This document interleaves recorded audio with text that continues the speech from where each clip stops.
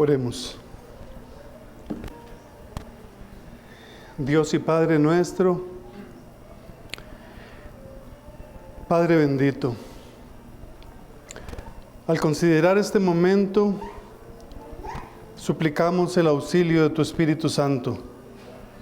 Y como David lo dijo en el Salmo 69, que no sean confundidos por mí los que en ti confían.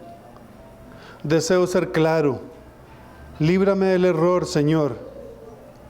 Permítenos oír tu voz con claridad al leer tu palabra y al ser expuesta, para que al terminar esta exposición podamos todos verte con más claridad.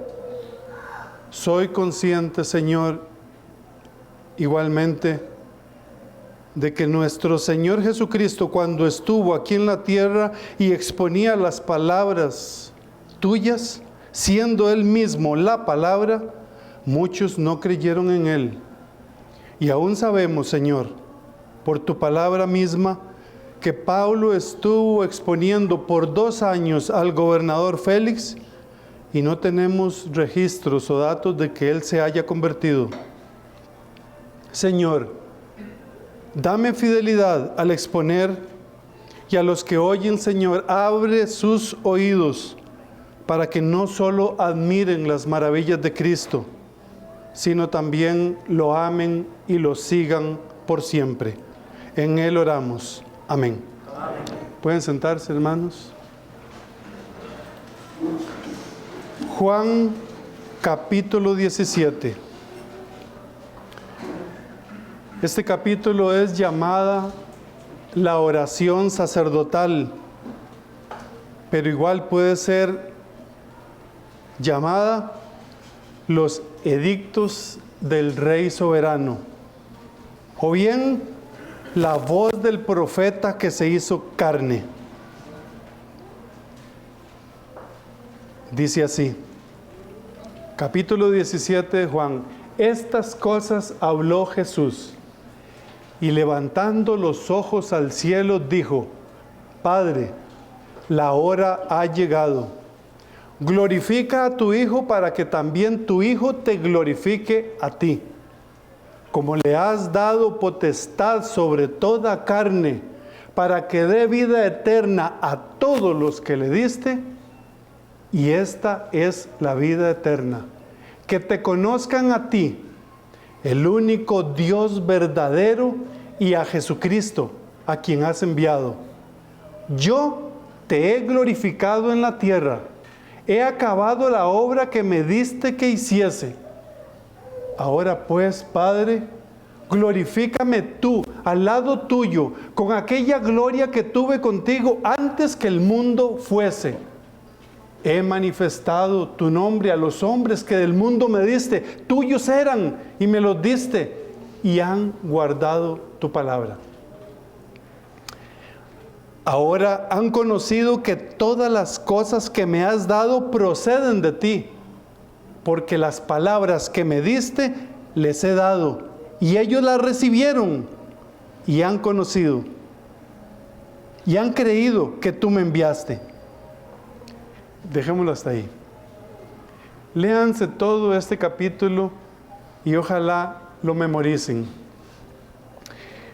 Voy a hacer un breve repaso. Esta exposición la he dividido en 3 partes. Primero, un breve repaso de lo que ya hemos visto en el versículo 1, en el versículo 2 y en el versículo 3. Y después, el 4 lo he dividido en 2 partes, como veremos. Pero antes, el repaso. El verso 1 dice que esa hora acordada, estas cosas habló Jesús, se refiere al sermón que previamente Él está comunicando a partir del capítulo 13. Pero cuando dice, esta hora, es la hora acordada en la eternidad, donde el Padre, el Hijo y el Espíritu Santo acordaron cancelar una gran deuda que el hombre tenía por su pecado. Esa hora en que Dios mismo vendría a sellar y a salvar a un grupo de personas compuestas de toda tribu, lengua y nación. Y en su gran misericordia quiso mostrarlo al principio, escogiendo a un pueblo. Y dice la palabra que escogió a un pueblo de entre todos los pueblos. ¿Y qué vio en ese pueblo? ¿Vio algo diferente? Sí vio algo diferente. ¿Vio que era un pueblo insignificante? No vio que era un pueblo insignificante. Vio que era un pueblo el más insignificante. Deuteronomio 7:7. No por ser vosotros, pueden apuntar los versículos que les voy a estar comentando. Les dice, no por ser vosotros más que todos los pueblos os ha querido Jehová y os ha escogido, pues vosotros erais el más insignificante de todos los pueblos. Entonces, ¿qué vio Dios para tener tanta condescendencia? Nada especial. Y si Dios escogió al pueblo más insignificante y lo escoge a usted, ¿no debería asombrarse usted de lo mismo? Dice Corintios, porque lo insensato de Dios es más sabio que los hombres. 1 Corintios 25. Y lo débil de Dios es más fuerte que los hombres. Pues mirad, hermanos, vuestra vocación, que no soy muchos sabios, según la carne, ni muchos poderosos, ni muchos nobles. Y oiga lo que ofende el corazón, lo que ofende al corazón. Sino que lo necio del mundo escogió Dios. ¿Para qué? Para avergonzar a los sabios.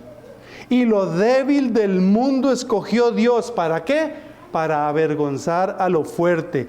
Y lo menospreciado escogió Dios, y lo que no es, para deshacer lo que es. ¿Y con qué fin?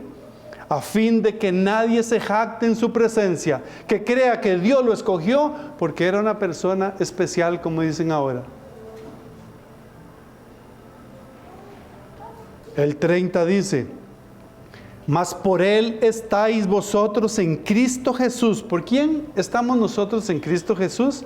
Fue una misericordia de Dios que, así como escogió el pueblo más insignificante, nos escogió a nosotros por su gracia, el cual ha sido hecho por Dios sabiduría, justificación, santificación y redención, para que, como está escrito, el que se gloríe en el Señor.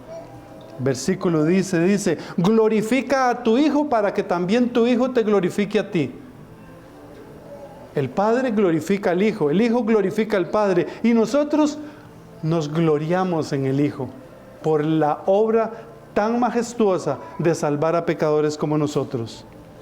A veces cantamos el himno, tal como soy de pecador, y en efecto, es cierto, Dios nos ve tal como somos de pecadores, pero ¿nos deja en ese estado? No, nos da un corazón nuevo y nos cambia. Y es cierto que tenemos pecado remanente, pero luchamos con él cada día. Habitualmente ya no somos pecadores, aunque tengamos ese título, pero no ejercemos. Pero claro, siempre pecamos. Dios en verdad tiene paciencia. En realidad, algunas veces pensamos y oímos mucho, sobre todo en iglesias de corte carismático, Dios tiene un plan maravilloso para su vida. Y eso es una mentira total, porque Dios tiene un plan catastrófico para la vida de la persona que no cree en Cristo, de que no ama a Cristo. Dios tiene un plan espantoso para aquellos que confían en el Dios que ellos mismos han creado, no en el Dios de la Biblia.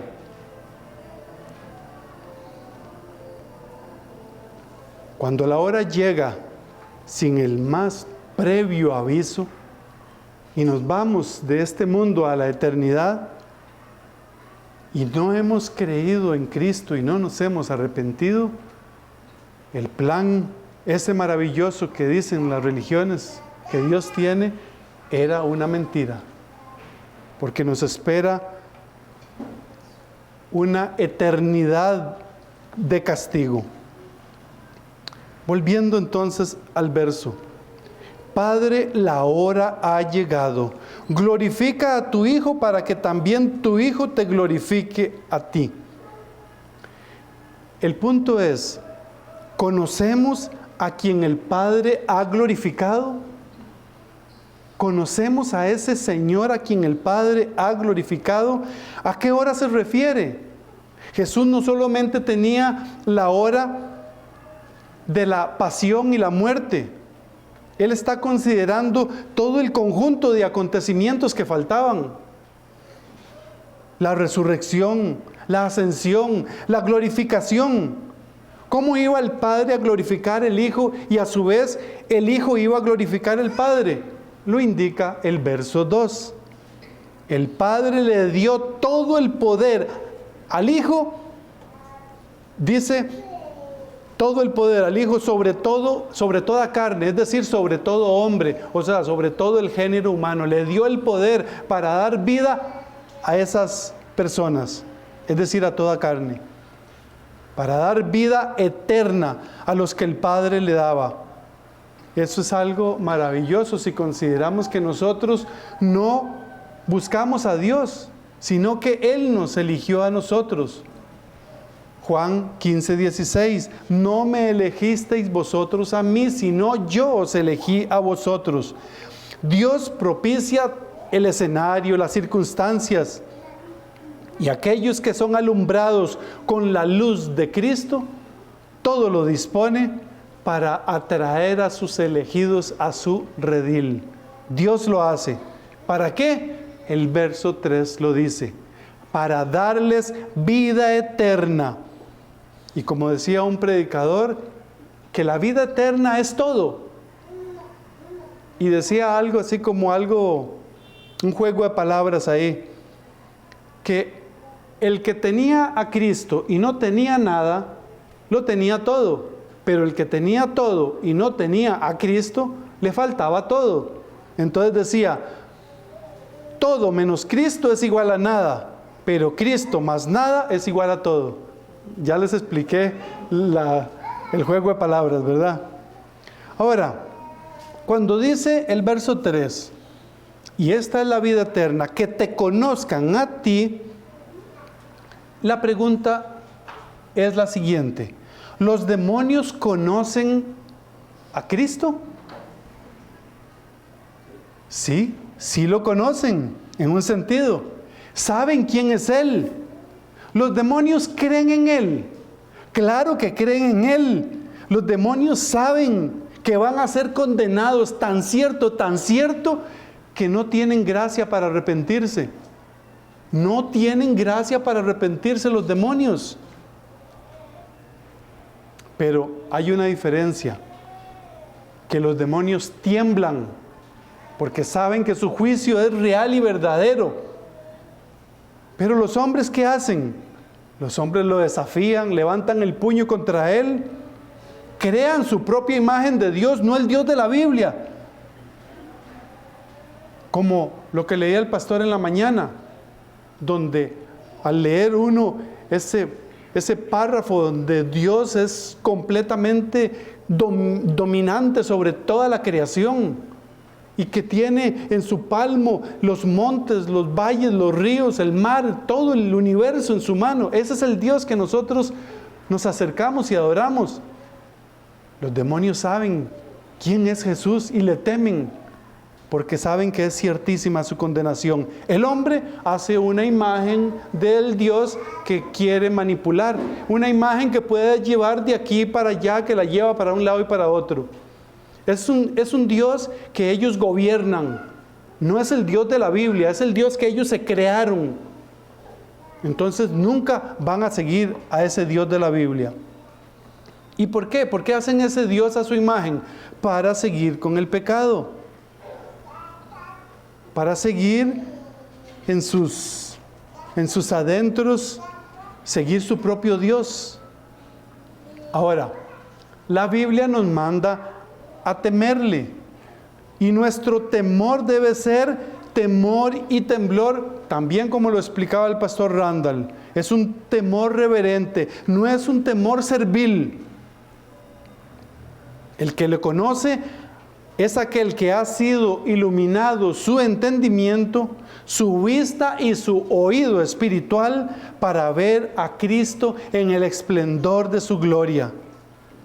Dicho esto, entonces, si alguno quiere los bosquejos del versículo 1, 2 y 3, con mucho gusto se los paso para que lo lean, para que lo oigan, para que lo lean principalmente. El verso 4 dice, leámoslo: yo te he glorificado en la tierra, he acabado la obra que me diste que hiciese. La dividí en dos partes fáciles de recordar. A, cómo glorificó Jesús al Padre en la tierra, y B, cómo Jesús acabó lo que el Padre le encomendó. Primero, ¿cómo glorificó Jesús al Padre en la tierra?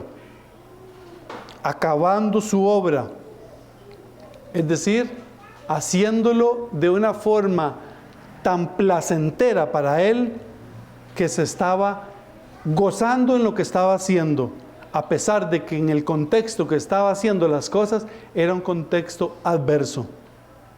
Le dice a los discípulos cuando llegan y Él está hablando con la mujer de Samaria y que la mujer se va, recuerdan esa lectura, ¿verdad? Él les dice a sus discípulos: mi comida es que haga la voluntad del que me envió, y subraya, y que acabe su obra. Dirá alguno, ¿por qué hablar de eso si ya eso lo conocemos y lo hemos leído tanto? Me hubiera gustado cantar el himno porque tenía algo aplicado para este himno. ¿Han oído ustedes el himno de oh, cantádmelas otra vez, bellas palabras de vida? Hallo en ellos mi gozo y luz. Y es que cuando escuchamos cosas de esas, nos arde el corazón de ver que ese es el Jesús a quien nosotros amamos. Lo cierto es que entre más nos repitan las mismas cosas, mejor vamos a procesarlo. Y esa es la idea. El mismo Jesús le dice a Marta: Marta, ¿no te he dicho? O sea, Jesús se lo está repitiendo. Ya se lo había dicho. Y Pedro dice en la carta, Pedro dice: yo no dejaré de recordaros siempre estas cosas, aunque vosotros las sepáis y estéis confirmados en la verdad presente. Entonces, hay varias maneras de recordar un acontecimiento, sobre todo en el cual nosotros no estuvimos. Si nosotros fuimos testigos de un accidente de moto, de carro, de tren, lo que fuera, y estuvimos ahí, no se nos olvidan. Pasan los años, las décadas, y todavía tenemos eso. ¿Por qué? Porque estuvimos presentes. Pero si a nosotros nos cuentan una historia donde nosotros no estuvimos presentes, ¿cómo volverla a recordar otra vez? Hay varias formas. Primero, cuando lo leemos. Segundo, cuando lo escribimos. Y me gusta mucho, y yo mismo lo aplico eso. Traigo un cuaderno para tomar los apuntes de la escuela dominical, del sermón de la mañana o del sermón de la tarde. Y eso nos sirve a mi esposa y a mí para hacer los devocionales y recordar lo que dijo uno, otro y aquí y allá. Lo repasamos. Lo repasamos. Otros repasan la lectura del Éxodo, otros repasan la lectura de Lucas, y otros el Salmo que estamos leyendo, el 70, otros repasan, o sea, utilizan esos medios para estar recordando la palabra de Dios. Cuando la escribimos, hay una forma como que se graba un poquito más.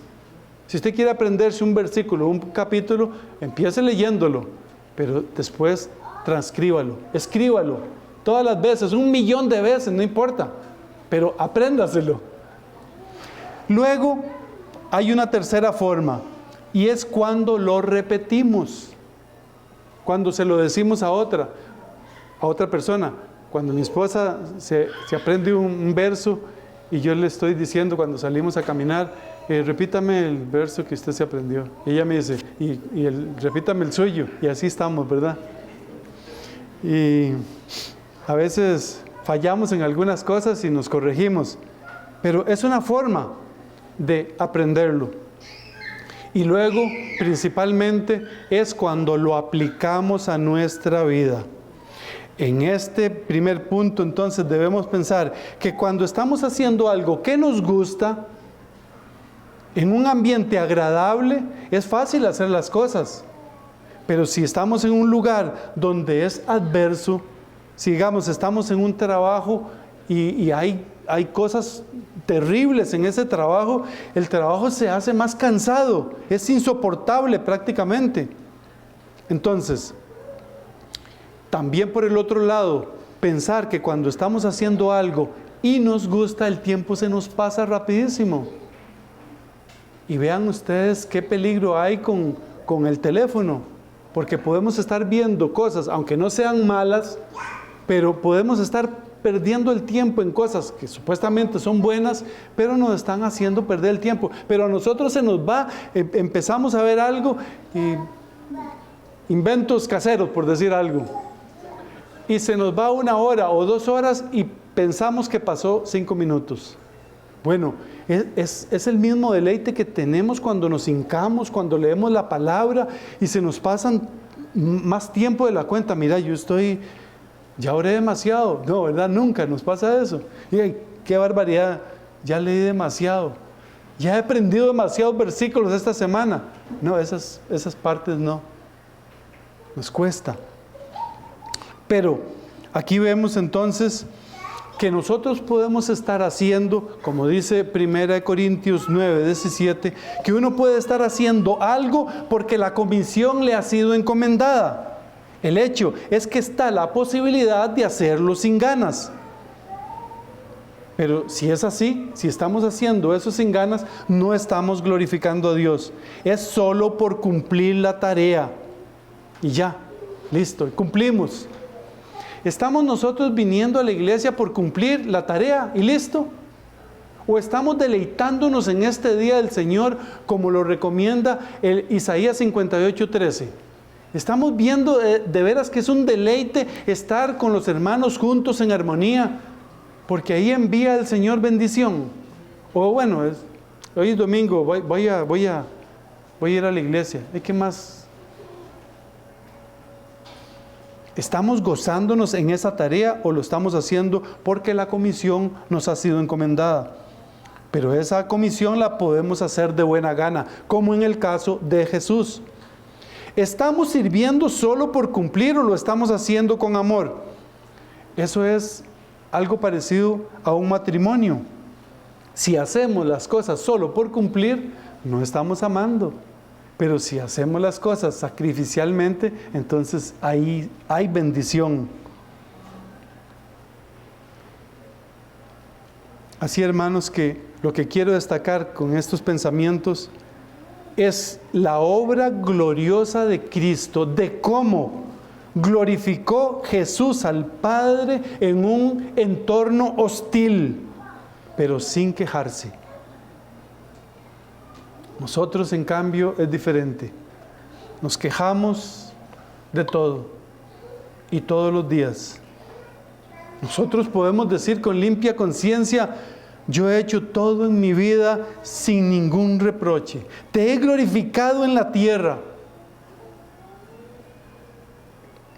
Jesús, en su naturaleza humana, está determinado a cumplir la obra que el Padre le encomendó, pero de la forma más perfecta, teniendo el derecho incluso de responder a los ataques impíos que le hacían las personas, a defenderse, a humillar a sus oponentes. No respondió. Y el que está a la par ahí testifica y dice, está en 1 Pedro, ahorita les doy el pasaje. Pedro ve el testimonio de Cristo ante situaciones diversas de Cristo, y Pedro testifica, quien cuando le maldecían no respondía. Quien cuando le maldecían no respondía con maldición. Cuando padecía no amenazaba, sino encomendaba la causa al que juzga justamente. Primera de Pedro 2:23. Teniendo todo el poder en su brazo para vencer legiones enteras. Como aquel capitán que se presenta en el capítulo 5 de Josué, y que Josué le dice, ¿eres de los nuestros o de quién, de qué parte eres? Y estaba ese general con su espada desenvainada, y le dice Josué, le dice ese príncipe, quítate el calzado, porque estás en tierra santa. O sea, el mismo Cristo ahí. Y dice que Josué lo adoró. Con esa espada desenvainada que derribó los muros de Jericó, no respondió con maldición al que le maldecían. El príncipe del ejército de Jehová. Dice, para leerles el texto, dice, entonces Josué, postrándose sobre su rostro en tierra, le adoró y le dijo, ¿qué dice mi señor a tu siervo? ¿Qué dice mi señor a tu siervo? En el caso de Jesús, hermanos, Jesús dejó que lo escupieran, que lo abofetearan, que se burlaran de él, que le dijeran impostor, mentiroso, que lo callaron mientras hablaba. Se burlaron de él. Hermanos, si hay algo que duele, es que se burlen de uno. Duele. De Jesús se burlaron. Y alguno puede pensar, bueno, pero es que Él era Dios. Sí, pero Él era 100% hombre. O sea, podemos decir, bueno, es que a Él no le hacían mella esas cosas porque era Dios. Claro que le hacían mella porque era 100% hombre. Jesús se cansó. Si no hubiera sido hombre, no se cansa. Si hubiera sido solo Dios, como dicen los modalistas o algunas otras sectas, si hubiera sido solamente divino, Él no tiene hambre, no se recuesta en la barca y se queda dormido de cansancio. Él no llora ante Lázaro.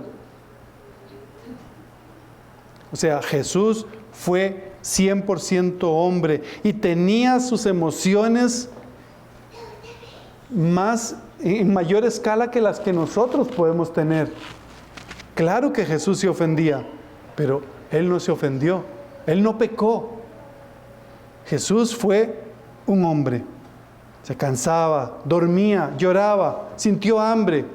Jesús todo lo hizo deleitándose en su Padre, porque la obra que el Padre le había encomendado la iba a hacer. Y dice, yo te he glorificado en la tierra. ¿Con qué? Con el testimonio que Él estaba dando haciendo esa obra, a pesar de que era en un contexto muy adverso. Él no se quejó. Pero dirá alguno, bueno, pero es que era Dios. Sí, era 100% Dios. Y lo vemos en circunstancias diferentes, cuando hace milagros, cuando hace que una mano salga sin que esa mano exista, cuando multiplica alimentos, cuando hace sanidades y otros eventos. Pero como hombre, nos enseña a nosotros los hombres cómo deberíamos comportarnos. Y nosotros somos tan orgullosos que queremos defendernos antes de que nos ataquen. De alguna manera queremos imponernos antes de que surjan adversidades o posibles ataques. Queremos hacer nuestra voluntad. Queremos reconocimiento, aplausos cuando hacemos la voluntad de Dios. Eso es lo que le gusta al hombre, reconocido y halagos. Hay que tener mucho cuidado con los halagos, hermanos, sobre todo a los que exponen la palabra. Decía Agustín de Hipona en el siglo IV que el amor al aplauso es el veneno mortal de la verdadera piedad. Repito, el amor al aplauso es el veneno mortal de la verdadera piedad. Sigue diciendo, otros vicios dan a luz malas obras, pero oigan, da a luz buenas obras de una manera perversa. ¿Por qué? Porque lo que se quiere es recibir el halago por esa obra, no para la gloria de Dios. Jesús dice, he acabado, yo te he glorificado en la tierra, he acabado la obra que me diste que hiciera. Entonces, debemos hacer una pequeña pausa aquí y decir, perdónanos, Señor, porque sin duda hemos pecado. Consideramos la vida de Cristo, la vida de hombre que vivió, y quedamos avergonzados. Queremos ser ese varón perfecto y llegar a la estatura, pero nuestra debilidad y orgullo, no nos deja. Mas Jesús glorifica al Padre con la obra que el Padre le encomendó que hiciese. Nosotros hacemos todo lo contrario. Hemos querido hacer nuestra voluntad siempre, desde que nacemos. Por eso debemos darle tantas gracias al Señor por su paciencia, en ayudarnos y en acordarse que somos solo hombres, pero hombres necesitados de su gracia cada momento y cada día. Ahora vamos a considerar el deleite que tuvo al hacer esa obra. Lo hizo cumpliendo la voluntad de su Padre, contento, es decir, sin ninguna queja. Sin ninguna queja. Dice el Salmo 48, el hacer tu voluntad, Dios mío, me ha agradado, y tu ley está en medio de mi corazón. Otra vez les repito el pasaje que Jesús le dijo a sus discípulos cuando estaba con la samaritana. Mi comida, es decir, mi deleite, es que haga la voluntad del que me envió y que acabe su obra. Juan 4:34. Yo no puedo hacer nada por mí mismo, dice Jesús. Según oigo, así juzgo, y mi juicio es justo, porque no busco mi voluntad, sino la voluntad del que me envió, la del Padre. ¿Y qué dice?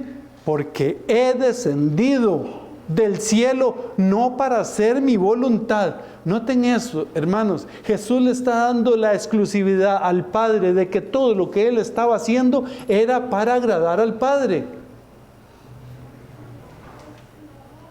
En medio de la hostilidad más impía posible, no en un entorno fácil de que todo el mundo lo halagaba y lo victoriaba, no, era lo contrario completamente. Recordemos otra escena cuando Jesús le dice, después de haber sanado el paralítico de Betesda, a los propios contemporáneos a él, sus hermanos judíos, vosotros escudriñáis las Escrituras. Juan 6:39. Porque os parece que en ellas tenéis la vida eterna, y ellas son en efecto las que dan testimonio de mí. Pero termina diciéndoles, y no queréis venir a mí para que tengáis vida eterna. O sea, ¿cómo es posible que ustedes lean las Escrituras y ven que en ellas está la vida eterna y no quieren venir a mí? Es en ese contexto que dice esas palabras. ¿No creéis que yo soy en el Padre y el Padre en mí? Las palabras que yo os hablo, no las hablo por mi propia cuenta, sino que el Padre que mora en mí, Él hace las obras. Otra vez, yo te he glorificado en la tierra. Jesús quería darle la exclusividad al Padre de todo lo que Él hacía. Y de todo lo que Él hacía provenía del Padre. No por su propia cuenta, con todo y ser un hombre perfecto. Ahora, ¿cuál es la obra acabada?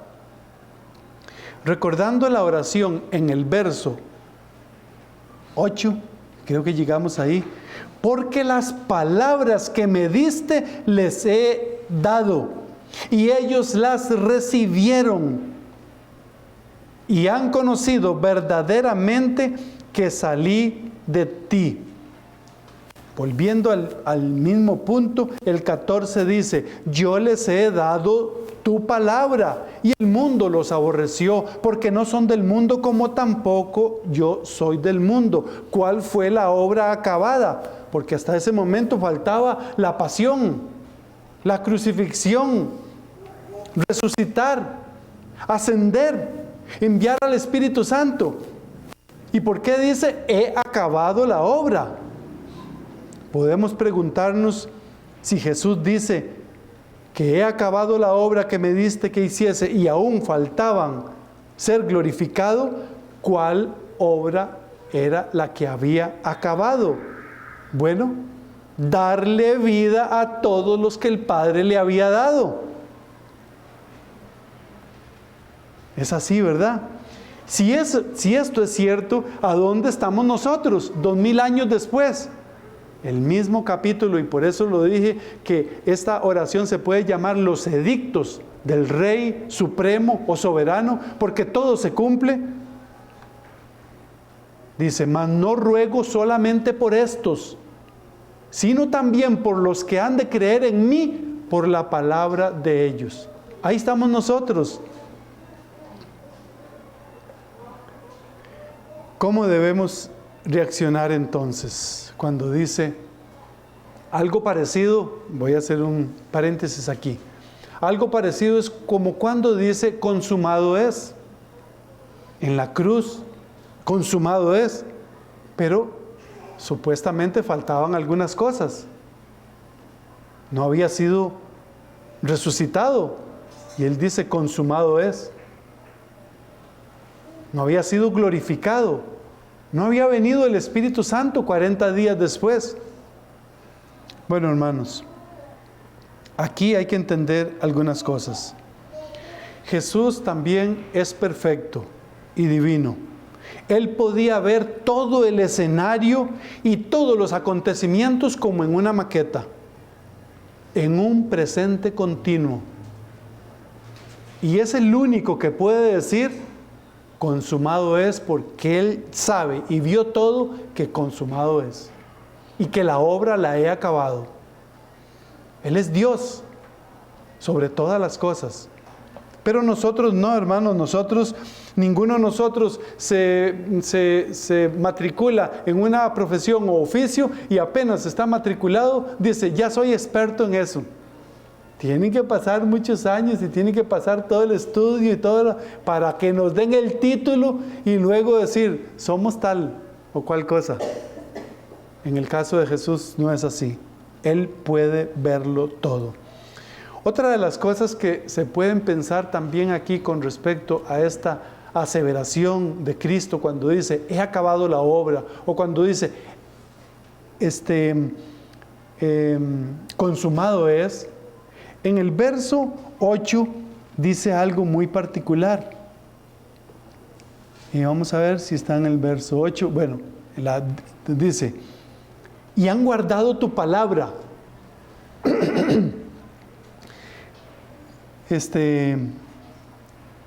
Han conocido verdaderamente que salí y han creído en ti.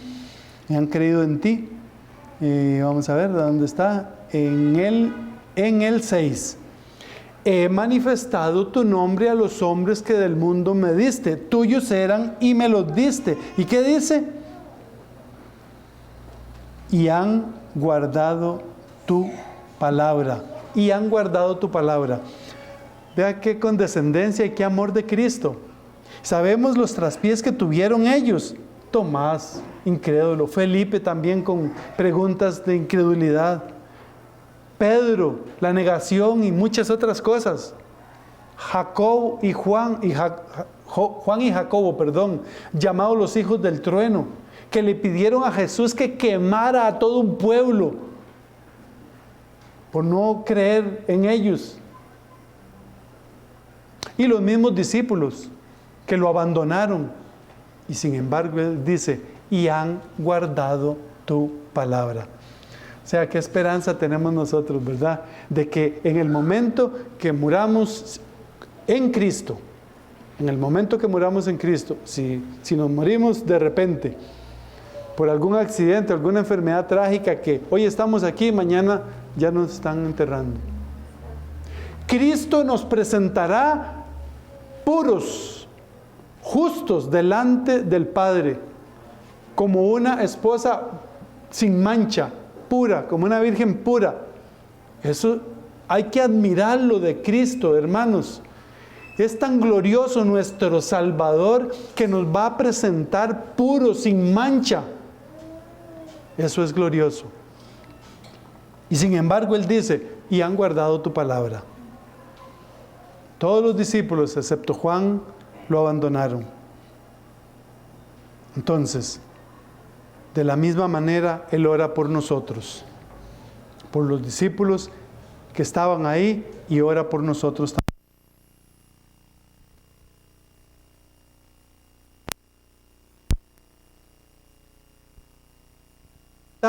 De asegurar cosas futuras, presentes, es Dios.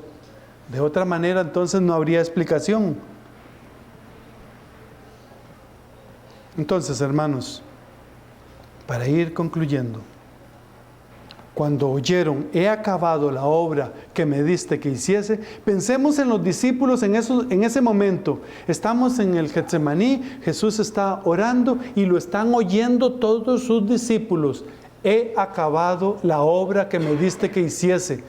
Qué alegría debió haber tenido cada corazón ahí presente al ver que el maestro estaba diciendo, he acabado la obra que me diste que hiciese. Y qué alegres entonces debemos estar nosotros igualmente, porque estamos en este mundo y somos pasajeros.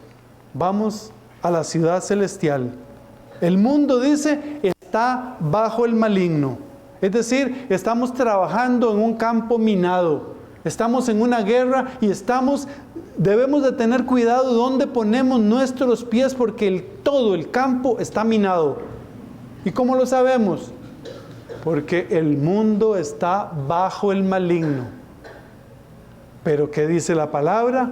Que las puertas del infierno no prevalecerán y se seguirán añadiendo ovejas a su redil, porque el Señor seguirá trayéndolos.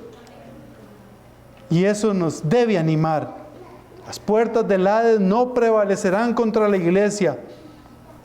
Y gracias al Señor por todos los que llegan y se suman a nuestra iglesia. El Espíritu Santo los siga iluminando para seguir creciendo en ese amor por Él.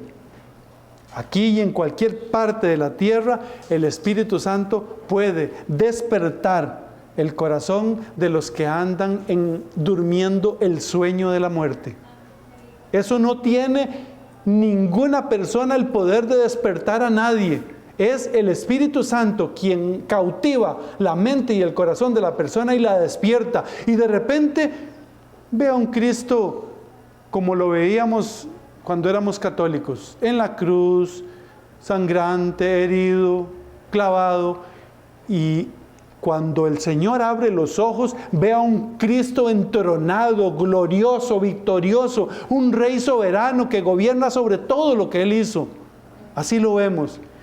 Y sobre todo, el amor y la condescendencia que ha tenido para salvar a pecadores como nosotros, siendo nosotros lo débil del mundo y lo menospreciado. Hermanos, tengo dos aplicaciones. ¿Cómo es nuestra vida aquí, en este lado de la eternidad? ¿Cómo es nuestra vida? ¿Estamos aferrados a este mundo? Si es así, tengo una mala noticia. Estamos perdidos. ¿Cómo es nuestro lenguaje? ¿Es un lenguaje mixto? ¿Agradecemos a veces y a veces nos quejamos de todo? ¿Nos molestan las cosas en el camino que Dios pone para nuestro progreso espiritual, para aumentar nuestra fe, y nos quejamos de eso? Somos de una manera en la iglesia y en la casa y en el trabajo o en el colegio, en la universidad. Actuamos de acuerdo al ambiente en el que estemos.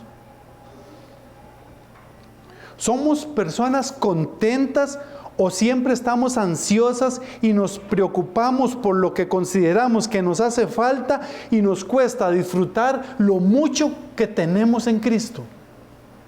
Pues en Cristo, ya lo dijimos, lo tenemos todo.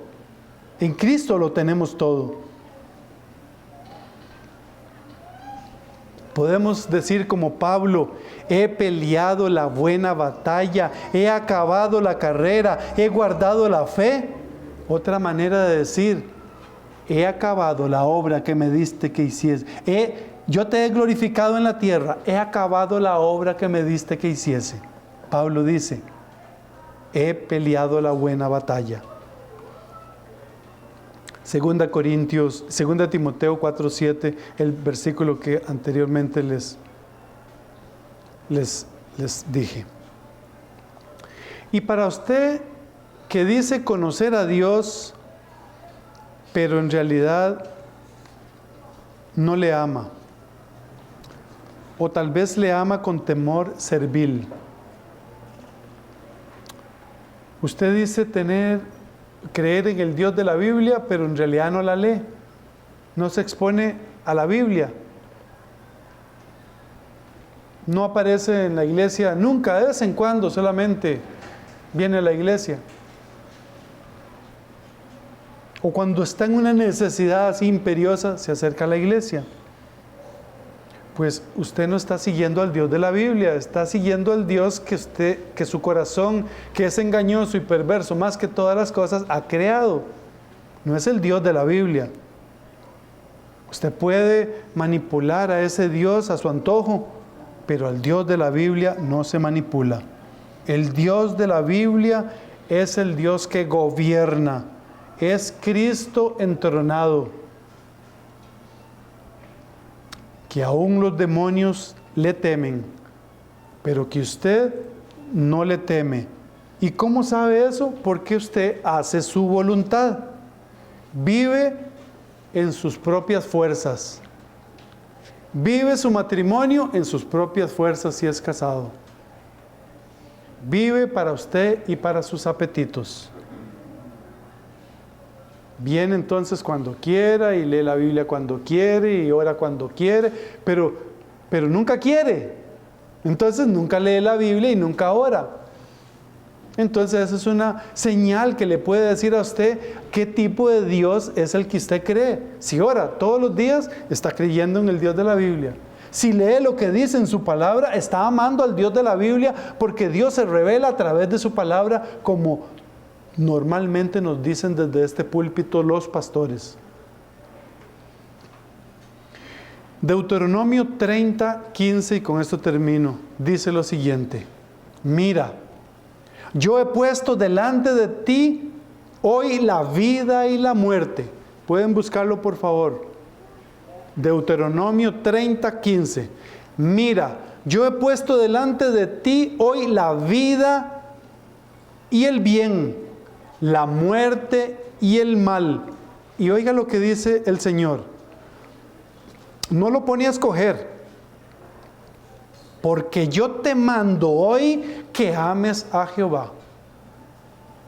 que andes en sus caminos y guardes sus mandamientos, sus estatutos y sus decretos, para que vivas y seas multiplicado, y Jehová tu Dios te bendiga en la tierra en la cual puedes tomar posesión de ella. Usted no puede solo. Nadie puede solo hacer esto. Necesitamos la influencia de Dios, la condescendencia de Dios que toque nuestro duro corazón y nos haga ver nuestro pecado. 17. Mas si tu corazón se apartare y no oyeres, y te dejares extraviar y te inclinares a dioses ajenos y les sirvieres, yo os protesto hoy que de cierto pereceréis. No prolongaréis vuestros días sobre la tierra, porque a donde vais, pasando el Jordán para entrar en posesión de ella. Y oiga lo que dice este pasaje que me llenó de tanta emoción. A los cielos y a la tierra llamo por testigos hoy contra vosotros, porque os he puesto delante la vida y la muerte, la bendición y la maldición. Y oiga lo que dice, escoge. No le dice, ahora sí, de acuerdo a su libre albedrío, haga lo que usted quiera. Escoja usted lo que más le parece. Dios le está ayudando a su incapacidad porque usted no puede escoger el bien. Él le dice, escoge pues la vida para que vivas tú y tu descendencia. ¿Cómo puedes hacer eso entonces? ¿Cómo puedes escoger el bien? Viniendo hoy a Cristo en arrepentimiento y fe. Oremos.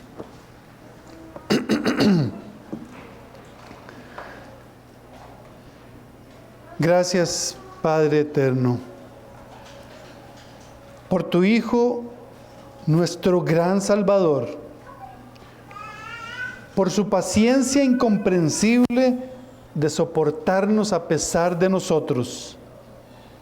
Y gracias por tu amor, al darnos una vez más la oportunidad de acercarnos a ti, de conocerte mejor a través de las Escrituras.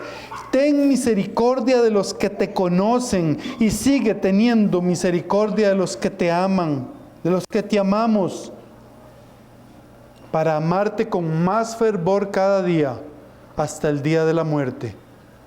En Cristo y solo en Él oramos. Amén.